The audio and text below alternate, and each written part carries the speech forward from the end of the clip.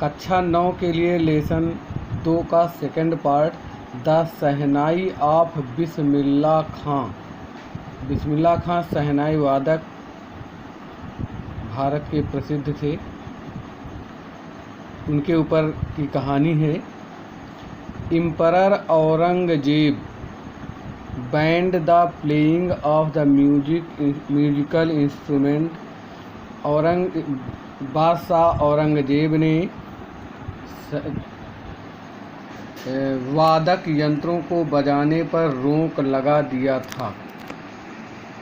Called Pangi in the royal resistance for it है, और इस चीज़ को पंगी के नाम से पुकारा जाता था। इट हैड ए श्रिल माने चीखने की आवाज़, उसे कहा गया है श्रिल। इसमें बहुत तेज आवाज़ होती थी।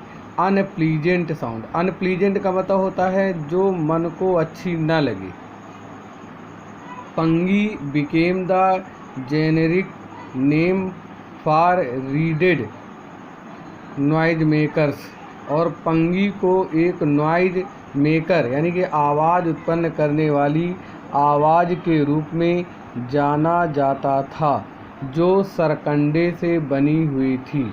रीडेड माने सरकंडे से बनी हुई, सरपत से बनी हुई। रीड माने नरकुल होता है, नरकुल की बनी थी पंगी, जो कि बहुत ही बेसुरी आवाज़ उत्पन्न करती थी। फ्यू हैड थॉट, बहुतों ने इस चीज़ पर विचार किया। फ्यू का मतलब यहाँ पर कई लोग। That it would one day be revived, कि एक ना एक दिन यह पुनः सजीवात्मक होगी। A barber of family of professional musicians, एक नाऊ, बार्बर माने नाऊ, जो दाढ़ी बाल बनाता है उसे नाऊ कहते हैं। तो उसके परिवार का एक प्रोफेशनल माने व्यावसायिक, म्यूजिशियन माने संगीतज्ञ, उसके परिवार के लोग व्यवसाय करते थे संगीत बजाने का। तो उसी परिवार का एक आदमी था जो नाई का कार्य करता था। Who had access to the royal palace, जो एक शानदार महल में आया हुआ था।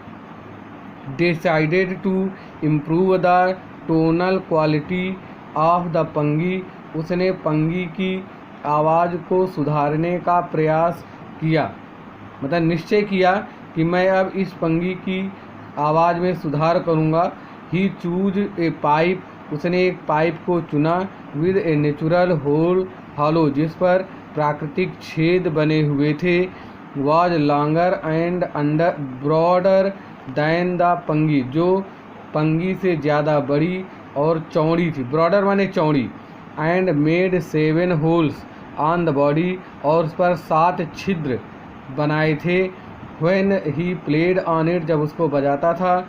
Closing and opening some of these holes, उन के छेदों को खोलता और बंद करता था। Soft and melodious sounds were produce, जिससे सुंदर और मधुर आवाज़ उत्पन्न होती थी। मेलोडियस माने मधुर। He played the instrument before royalty, उसने शानदार लोगों के सामने, रॉयल्टी मतलब राजशाही या शानदार लोगों के सामने उसने अपनी पाइप को बजाया, बांसुरी, बीन। एवरीवन वाज इम्प्रेस, उससे प्रत्येक व्यक्ति प्रभावित हुआ। इम्प्रेस माने प्रभावित होना। द इंस्ट्रूमेंट सो डिफरेंट, ये वादक इतना भिन्न था पंगी से। To be given a new name, और उसको एक नया नाम दे दिया। एज द स्टोरी गोज, जैसे कि कहानी चलती आगे चली जाती है।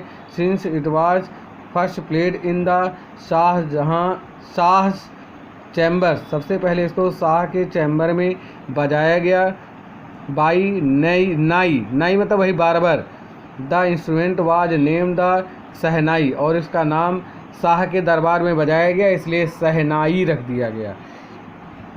The sound of the shehnai began to consider माने विचार किया। ऑस्पिशियस का मतलब होता है मंगलिक, पवित्र, और इसकी आवाज़ बहुत ज़्यादा पवित्र मानी गई।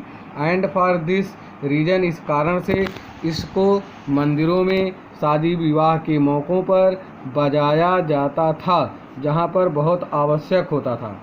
एनी नॉर्थ इंडियन वेडिंग, जो उत्तर भारत के शादी के वैवाहिक कार्यक्रम होते थे। In the past the shehnai was part of the नौबत, और यह एक परंपरागत रूप से आवश्यक मंडली बना करके लोग इसको बजाते थे। इंसेंसिबल का मतलब होता है जो मंडली, कई लोग जब मिल करके बजाते थे शादी ब्याह के फंक्शन में। Till recently it was use only temples and wedding, इसका ज़्यादातर उपयोग रिसेंटली माने हाल ही में, जल्दी में, मंदिरों और शादी विवाह के कार्यक्रमों में बजाया जाता था। The credit for bringing this instrument unto the classical stage, और इसको क्लासिकल स्थानों पर बजाया जाता था, गोस टू उस्ताद बिस्मिल्लाह खान, और इसका श्रेय बिस्मिल्लाह खान को दिया गया, जो कि बहुत अच्छी शहनाई बजाने के लिए जाने जाते थे। एज ए 5 ईयर ओल्ड, 5 साल पहले बिस्मिल्लाह खान प्लेड गिल्ली डंडा मतलब गिल्ली डंडा का खेल खेला करते थे। Near the pond in the ancient state of Dumraon in Bihar, मतलब बिहार का एक गांव है जहां पर वो छोटी अवस्था में गुल्ली डंडा खेला करते थे और बाद में बड़े होकर के शहनाई वादक के रूप में जाने गए। He would regularly go to nearby Bihariji temple, और बिहारजी टेम्पल में जा कर के वो बाजा बजाया करते थे। At the end of which he would earn a big laddoo weighing 1.25 kg a prize given by local Maharaj, वहाँ के महाराज जो थे उन्होंने उनको बहुत अच्छा पुरस्कार प्रदान किया। दिस हैपेंड 80 ईयर्स एगो, ये 80 वर्ष पहले की घटना है। And little boy has travelled for to earn the highest civilian award in India, और उनको एक बहुत अच्छा पुरस्कार भारत में नागरिकता पुरस्कार के से संबोधित किया गया और उसे कहा गया द भारत रत्ना। चलेंगे 1916 Bismillah belongs to a well known family. 21 March 1916 में इनका जन्म हुआ, जो एक शानदार परिवार था, प्रसिद्ध था बिहार में संगीत के लिए। हिज ग्रैंडफादर रसूल बुख्श खान, उनके बाबा का नाम था, वाज द शहनाई वाज, उनको शहनवाज के नाम से जाना जाता था। भोजपुरी किंग्स कोर्ट, वो भोजपुरी किंग की अदालत में वो संगीत बजाते थे। हिज फादर पैगंबर box and other paternal ancestor, paternal ancestor मतलब ननिहाल पक्ष के और जो पूर्वज, पैटर्नल एंसेस्टर मतलब पूर्वज, जिन्होंने संगीत में बहुत अच्छी मुकाम हासिल कर ली थी। ददिहाल पक्ष के लोगों को कहा जाता है बाबा, नाना, वो चाचा, ताऊ जी, ऐसे लोगों को पैटर्नल एंसेस्टर कहा जाता है। वो are also great shehnai players, जो बहुत अच्छे शहनाई वादक के रूप में जाने गए।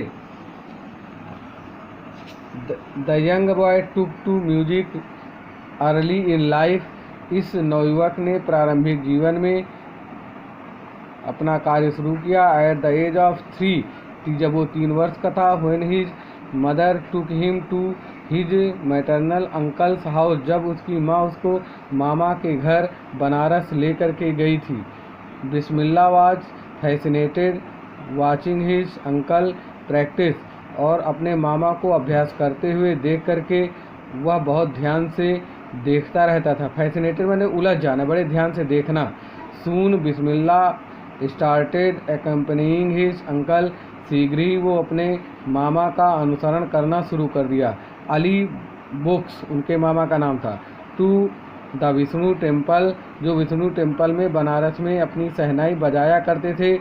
To play shehnai, Ali Bux would play the shehnai and Bismillah would sit captivated for hours on end, वो घंटों शहनाई बजाते थे और बिस्मिल्लाह उसी में उलझे रहते थे और लगातार सीखने का प्रयास करते रहते थे। Slowly he started getting lessons in playing the instrument. शीघ्र ही वो शहनाई बजाना सीखने लगे। Would sit practising throughout the day, और दिन भर लगातार बैठ करके वो शहनाई बजाने का अभ्यास करते थे। For years to one come the temple of Balaji, Balaji के मंदिर में आते थे। And Mangala Maiya and the banks of the Ganga became the young apprentice. Apprentice का मतलब अभ्यास। ये स्थान उनके अभ्यास का केंद्र बन चुके थे। फेवरेट हॉन्ट्स, हॉन्ट्स माने आना जाना। Where he could practise in solitude माने एकांत में बैठ करके वो अभ्यास किया करते थे।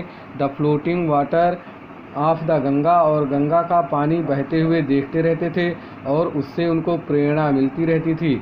इम्प्रेसिव और बहुत प्रभावकारी, तुरंत तैयार कर लेते थे। Invent ranges that were earlier considered to be beyond the range of shehnai, और शहनाई की रेंज में बहुत अच्छी तरीके से उन्होंने अपनी पकड़ बना ली थी।